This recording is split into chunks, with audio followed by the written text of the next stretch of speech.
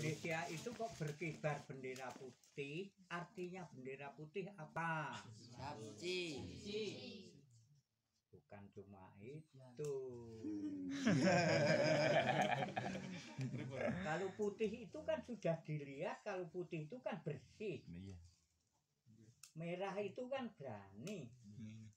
Itu gampang, TK aja tahu. Masa kamu kok nggak tahu? Iya. Kamu harus tahu. Kalau kamu nggak tahu harus tanya ibu sama ayah. Kalau ibu sama ayah nggak tahu, tanya sama mbah. Iya. Iya. Tanya mbak, kenapa mbak merah putih itu? Iya, itu kan di badan kamu sendiri kok nggak tahu. Nah, kamu nggak tahu itu ya nggak tahu Gusti Allah. Ya enggak. Maka asal usulnya Gusti Allah itu dari situ.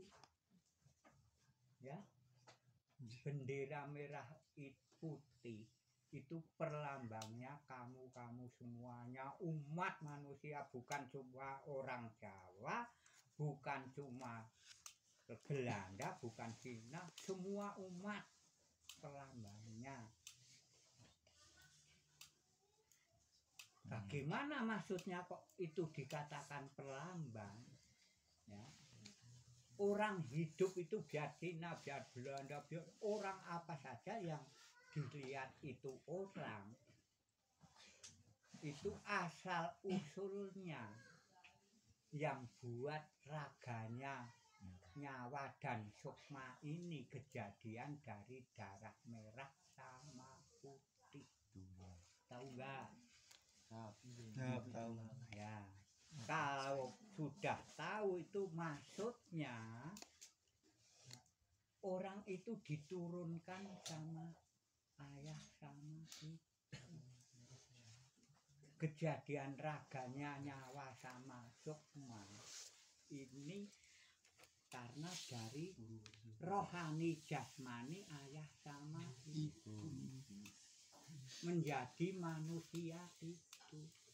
Nah, maka kamu kalau sudah lahir, sebelum lahir aja masih di kandungan ibu, baru 4 bulan aja sudah dimemetri, namanya midodareni atau midang-midami mapati, dibikinkan bubur merah putih. Maksudnya itu sampai lahir, sampai dewasa, jadi manten, ya mau disepit, mau peringatan apa saja, tumusnya bubur merah putih. Lah diperlambangkan benderanya itu merah putih. Tuh, tahu nggak?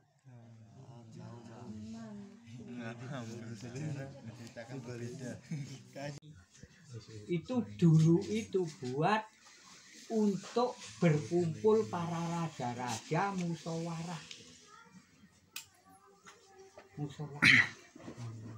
Ya, kalau dikatakan bahasa nasional ya barangkali konferensi.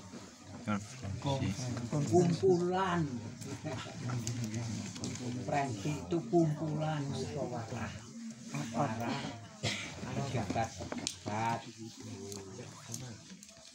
Nah, Linggayoni itu mengingatkan kepada umat-umatnya, masa depannya besok kalau ditemukan itu mengingatkan.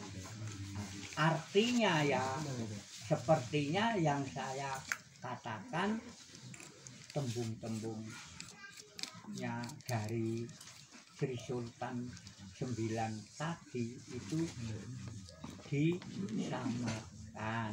Nah, itu samarannya seperti Linggayoni itu artinya apa, kan gitu. Nah, artinya kalau Linggayoni, kalau kamu tanya, ling itu ngelingake, itu kalau sepertinya orang Jawa, mengingatkan. Ning itu supaya tahu.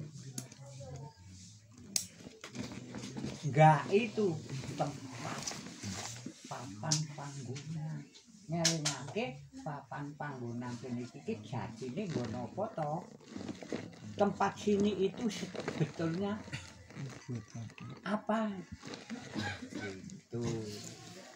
itu kalau orang Jawa mesti tahu artinya tuh. Sepertinya Ngayogyakarta itu ada artinya itu kan Ngayogyakarta itu di pendidikan perguruan tinggi kan belum tentu dipelajarkan artinya Ngayogya itu anak Karto itu mata bisa melihat weruh Karto itu weruh jadi anak yang paling weruh Surakarta Suro itu berani Karto weruh wani weruh itu artinya seperti itu kata-kata samaran itu seperti itu. Mbah, izin bertanya, ya Mbah kok bisa jadi juru kunci gua itu udah adat apa turun temurun itu? Ya itu kalau saya itu sebetulnya tidak ingin menjadi juru kunci sebab saya itu bukan orang pinter, bukan dukun, bukan empu, tapi karena Mbah ini yang pertama berjuang di situ. Setelah barang ini saya temukan, Mbah itu menunggu gua itu kan sampai selama 2 tahun nggak pernah pulang. Jadi barang-barang yang ada di situ, kayu-kayu yang sekiranya itu menghalangi orang lewat itu semua yang bersihin itu Mbah. Pohon-pohon segala bambu-bambu itu bikin jalan juga Mbah. Itu sampai selama 2 tahun nggak pernah pulang. Soalnya Mbah ini sambil bikin tempatnya itu bersih 2 kalinya menjaga guanya karena anak-anak yang mau tahu gua Seplawan itu dulu kan belum ada jalan buat lewat. Itu kadang-kadang malam seperti ini sampai jam 3 itu masih ada dari Grosot, dari Bantul, dari mana saja itu dari sana kan hackingnya itu nanti habis nggak bisa dilewati kendaraan paling dari Wates itu hacking, dari Sentolo hacking sampai Seplawan itu kan sampai malam. Nah itu Mbah ini khawatir orang yang mau ke Gua Seplawan belum tahu jalannya nanti berteriak-teriak, mana guanya? Gua Seplawan itu mana? Nah itu nanti Mbah ini khawatir orang-orang itu enggak pada kejumus disurang.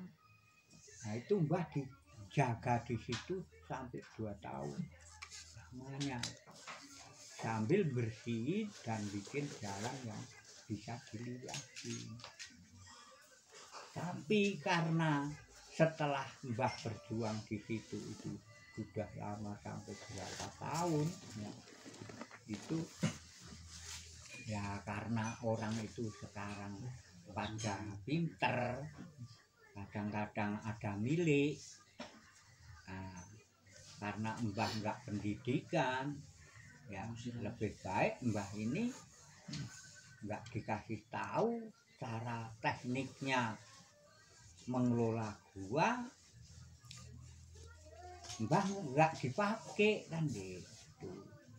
Sedang Mbah menemukan ini aja dikasih imbal jasa, setelah dikasih imbal jasa dikasih honor honorarium selama hidup. Tapi honor honorariumnya juga diminta sama orang yang megang kuasa. Iya, yang jadi lurah itu dikasih sanjungannya sampai sekarang dari tahun 95 sampai sekarang. banget. Tapi Mbah ya tenang-tenang aja. Namanya rezeki itu nanti jalannya dari mana segi apa saja, dari mana saja dia. Jadi keyakinannya Mbah ini enggak susah, enggak bingung. Soalnya Mbah ini merasa bodoh, enggak pinter. Jadi monggo mau. Yang melihat itu soalnya yang kuasa. Kalau orang itu masih banyak bohongnya. Tapi kalau yang kuasa itu nanti ada tulisannya, orang yang berbuat ini nanti mesti ada hukumnya. Hukumnya bukan hukum pidana. Nah sekarang sudah bisa dilihat itu. Tapi saya nggak mau mengatakan itu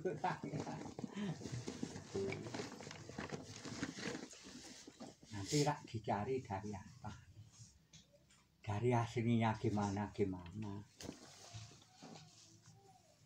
Nah, nanti yang dicari ya buktinya ini. Tapi kalau saya ya terima saja. Nanti yang nggak terima itu kalau disebut orang Jawa itu